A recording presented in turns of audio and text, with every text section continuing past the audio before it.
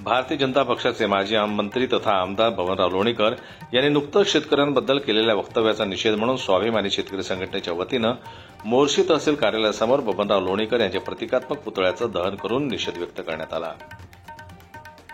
माजी मंत्री बबनराव लोणीकरांनी जे वक्तव्य केलं काल परवा, खऱ्या अर्थानं शेतकऱ्यांच्या भावना दुखवणारं वक्तव्य आहे। लोणीकरांना आमचं सांगणं आहे का तुमच्या अंगातले कपडे, तुमच्या हातातला मोबाईल, तुमच्या पायातली चप्पल हे शेतकऱ्यांच्या बापाच्या घामाच्या दामातून आलेली आहे।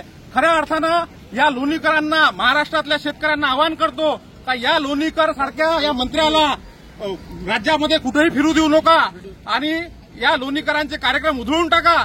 खऱ्या अर्थानं हा शेतकऱ्यांचा अपमान आहे। स्वाभिमानी शेतकरी संघटनेचे अमरावती जिल्हा अध्यक्ष अमित अढाव यांच्या नेतृत्वात बबनराव लोणीकर यांच्या प्रतिकात्मक पुतळ्याचं मोर्शी तहसील कार्यालयासमोर दहन करण्यात आलं।